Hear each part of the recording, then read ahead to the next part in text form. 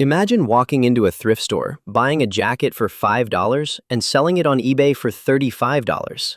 At first glance, the math appears incredible. You spent $5, you received $35. That looks like $30 in profit, a 6 times return on your money. Do this 10 times a day, and it sounds like you could build a 6-figure business from your spare bedroom. But that $35 sale is not $35 of income. Before the money reaches your pocket, eBay may take a selling fee. Advertising may take another percentage. A shipping label must be purchased. The item required packaging. It may have taken 30 minutes to source, clean, photograph, measure, list, store, and ship. And if the buyer returns it, you may have to repeat part of the process again. By the end, what looked like $30 of profit may actually produce less than $10 of true economic profit. That does not mean an eBay business is bad. It means an eBay business is often misunderstood. It is not simply buying something for $5 and selling it for $35.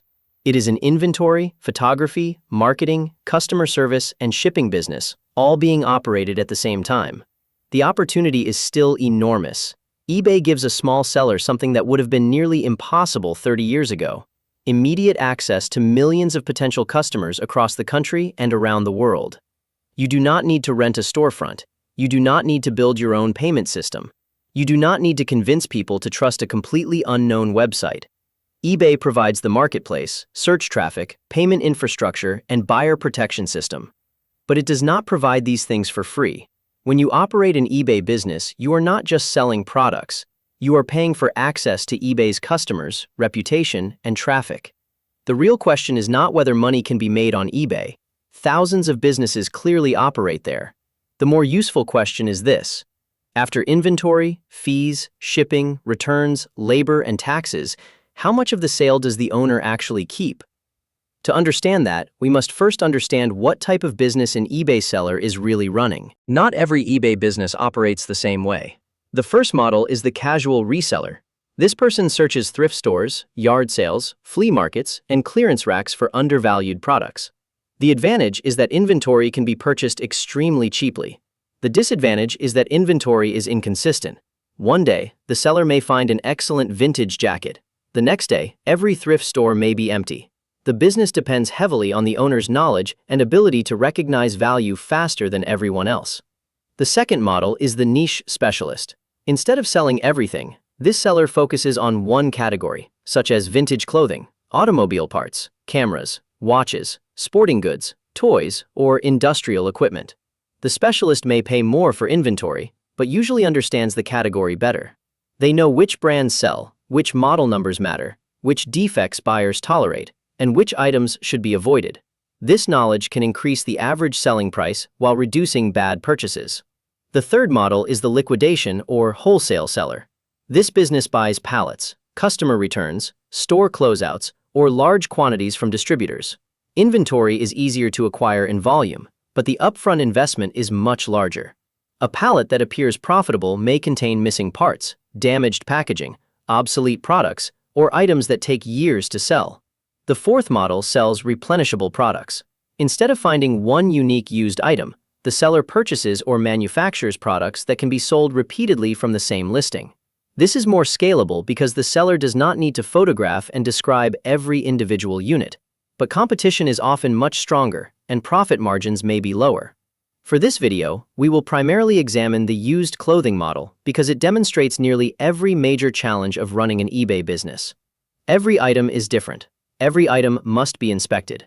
Most items must be individually photographed and measured. Sizes are inconsistent. Conditions vary. Returns can happen because something does not fit. And inventory can occupy a surprising amount of physical space. However, the same basic economic principles apply to almost every category. An eBay seller must control 4 numbers: acquisition cost. What did the inventory cost? Average selling price. What does the typical item sell for? Sell-through rate. How quickly does listed inventory turn into sales? Labor per item. How much human time is required to transform inventory into cash? Many new sellers focus almost entirely on the first 2. They say, "I bought it for $5 and sold it for $35. But the final 2 numbers, inventory speed and labor, often determine whether the business becomes a job, a profitable company, or an expensive storage problem. A product that makes $20 but sells within 7 days may be better than a product that makes $40 but occupies shelf space for 3 years. And a $20 profit that requires 10 minutes of work is very different from a $20 profit that requires an hour. This is why gross sales can be misleading. A seller can produce $100,000 in annual sales and still make less than someone with a normal salaried job. Revenue measures how much money passed through the business. Profit measures how much remained after the business paid everyone, including the owner, for their time. Now let us follow one $35 clothing sale and see where the money actually goes. Suppose our seller finds a used jacket for $5. The jacket is listed for $35, and the buyer pays $7.50 for shipping. The seller has a basic eBay store and operates in a standard clothing category. For many clothing categories, eBay may charge a final value fee equal to a percentage of the total sale amount, plus a small per-order fee. But here is something many beginners miss. The percentage is not calculated only on the $35 item price. The fee base can also include shipping charged to the buyer, handling charges, sales tax, and other applicable amounts. Let us assume the buyer pays $35 for the jacket, $7.50 for shipping, and $2.55 in sales tax. The buyer's total is $45.05. eBay calculates the selling fee using that larger amount. Using a sample fee rate of 12.7% plus 40 cents, the final value fee is approximately $6.12. The seller does not keep the sales tax, so the seller's operating revenue is still only $42.50, which includes the item price plus the shipping payment. Now subtract the $6.12 selling fee. The seller has $36.38 remaining. But the listing was promoted at a 5% advertising rate. At 5%, the advertising fee on this order is approximately $2.25. Now the seller has $34.13. The shipping label costs $6.75. Now the seller has $27.38. The jacket originally cost $5. Now the seller has $22.38.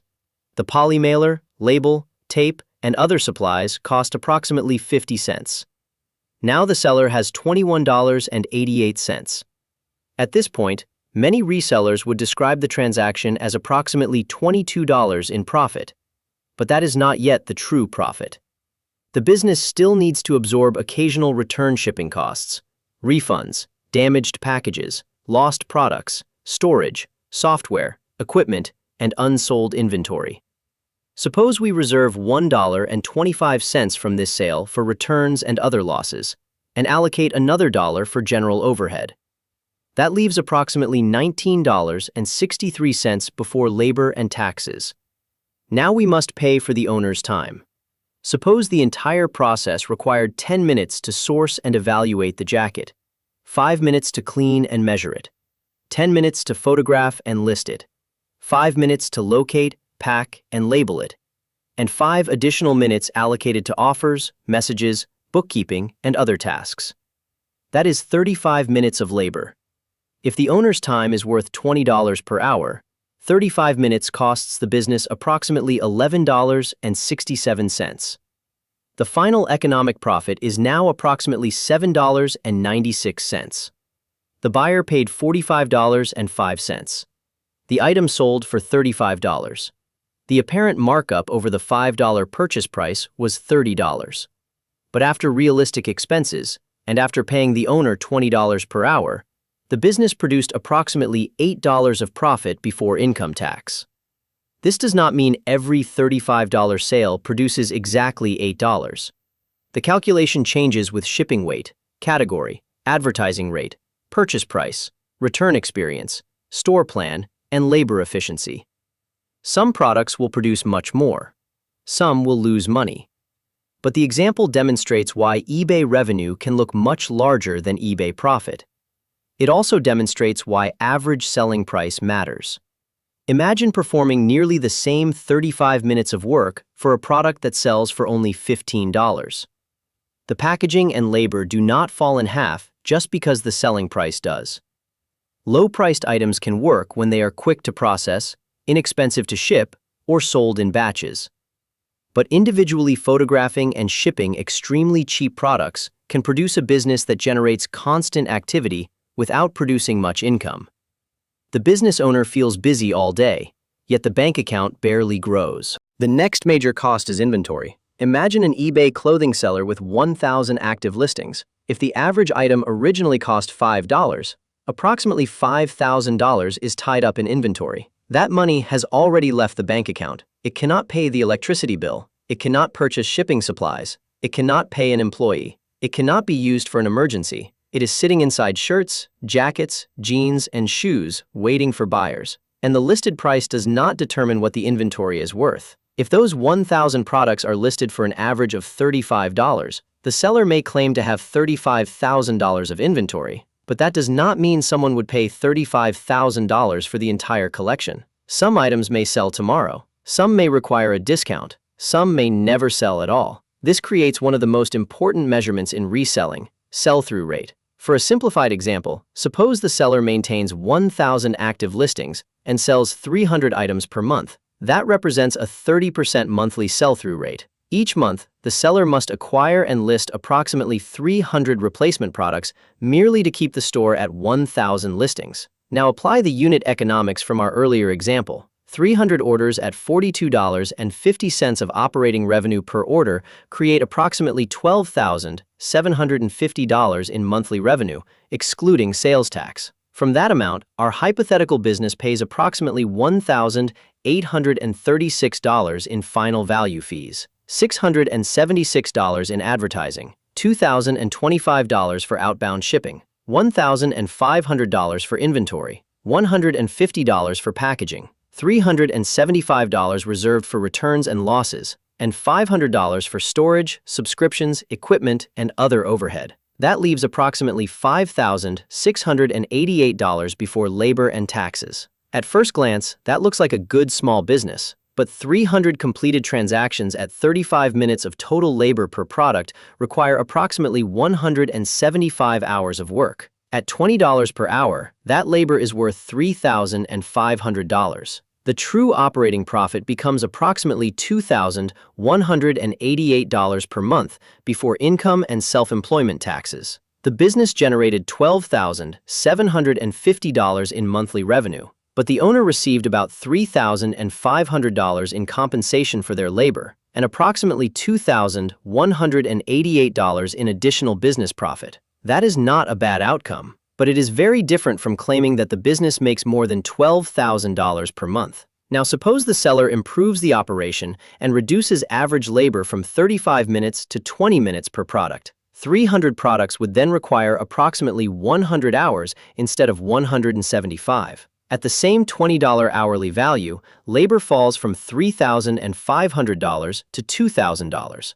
Operating profit increases from approximately $2,188 to approximately $3,688. And that happens without increasing the selling price or finding cheaper inventory. This is why established resellers build systems. They photograph items in batches. They create reusable listing templates. They organize inventory using numbered bins and stock-keeping unit codes. They keep the printer, scale, packaging, and outgoing orders in one efficient shipping station. They purchase commonly used supplies in larger quantities. They list similar products together. They track which categories produce the best return for every hour worked. At a small scale, an inefficient process is annoying. At a large scale, it can destroy the business. Saving 5 minutes on one listing does not sound important. Saving 5 minutes across 300 monthly listings saves 25 hours. Saving 15 minutes per item saves 75 hours. The competitive advantage of a mature eBay business may not be finding one amazing thrift store item. It may be processing ordinary profitable inventory faster and more accurately than competitors. As the business grows, the owner must decide whether an eBay store subscription is worthwhile. eBay offers several store plans, ranging from inexpensive starter plans to more expensive subscriptions for businesses with very large catalogs. The correct plan depends on listing volume and category. Paying for a more expensive store does not automatically increase sales. It must either lower fees, eliminate enough insertion fees, or provide tools valuable enough to justify the subscription. Advertising creates another decision. Promoted listings can help a product appear in additional placements, but advertising reduces the profit from every attributed sale. A seller who already pays a selling fee and then adds a 10% advertising rate could give up more than 20% of the fee base before paying for inventory, shipping, or labor. That may still make sense for high-margin products. It may be disastrous for low-margin products. Advertising should therefore be treated like inventory cost, not free visibility. The seller must measure whether promoted sales are genuinely additional or whether the item may have sold organically without the extra fee. Then there are returns. If an item is damaged, faulty, or does not match its listing description, the seller may be required to cover return shipping. For buyer remorse returns, responsibility may depend on the seller's stated return policy. Clothing illustrates the issue clearly. A buyer may dislike the fit. The color may look different on their screen. A measurement may have been entered incorrectly. A stain may have been missed. The buyer may simply change their mind. The return jacket may eventually sell again, meaning the entire $35 value was not lost. But the business may lose outbound postage, return postage, packaging, time, and weeks of selling opportunity. This is why accurate photographs, measurements, and condition descriptions are not merely customer service tools. They are financial controls. Seller performance is also part of the economics. eBay evaluates sellers using measurements that include transaction defects, cases closed without seller resolution, and late shipment performance. A business with poor inventory control may sell an item it cannot find and be forced to cancel. A business with disorganized shipping may upload packages late. A seller who ignores a buyer problem may allow eBay to close the case without seller resolution. At low volume, one mistake is annoying. At high volume, repeated mistakes can threaten the entire sales channel. This introduces platform risk. An eBay seller may own the physical inventory, but the seller does not own eBay's search traffic, website, policies, or customer accounts. Fee structures can change. Advertising can become more competitive. Certain categories can become restricted. A seller's visibility can rise or fall. For that reason, a mature business should keep good financial records, maintain customer service standards, and avoid depending on one fragile sourcing method or one unusually popular product. Category choice also changes the economics. Some categories may have lower selling fees, but the lower fee does not necessarily make the category better. Electronics may require testing, expensive shipping, and greater protection against damage. Musical instruments may sell for more, but take longer to store and package. The best category is not automatically the one with the highest selling price or lowest eBay fee. It is the one where the seller has an information advantage and can repeatedly acquire, evaluate, and process profitable products. Finally, gross payouts from eBay are not the same as taxable profit. Online marketplaces may issue tax forms based on federal reporting rules, but the reporting threshold does not determine whether business income is taxable. Business sellers generally need to report taxable business income even when they do not receive a tax form from the marketplace.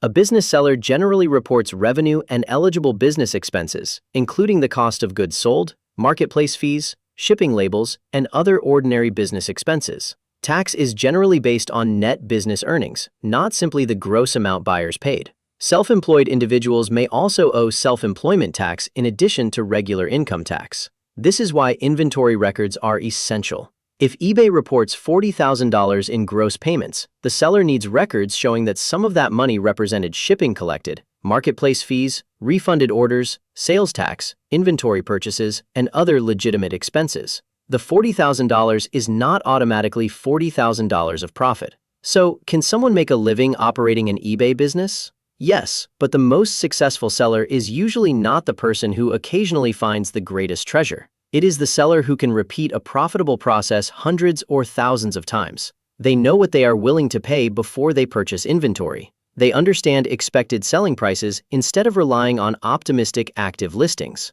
They avoid products that are cheap but painfully slow to process. They photograph and list quickly. They store products so that every sold item can be found. They ship on time. They track returns and identify why they happen. They understand profit per item, but also profit per hour and profit per square foot of storage. And most importantly, they know the difference between revenue, cash flow, and profit. An eBay business has several major advantages. It can be started gradually. The owner can begin with products already in the home. Inventory can sometimes be purchased far below retail value. A small seller can reach customers who would never visit a local store. And unlike many traditional businesses, the seller does not need an expensive commercial location on the first day. But the business also has clear disadvantages. Income can be inconsistent. Inventory requires cash and physical space. Every product creates work. Returns and buyer issues are unavoidable. The platform controls access to the audience. And scaling often requires either hiring employees or developing highly efficient systems. The final verdict is this: an eBay business can be profitable, but it is not passive income. It is a combination of retail, logistics, and information. The product is important, but the system is the real business. Buying a jacket for $5 is easy. Building an operation that can buy, photograph, list, store, sell, and ship hundreds of jackets every month, while accurately tracking every dollar, is where the real economics begin.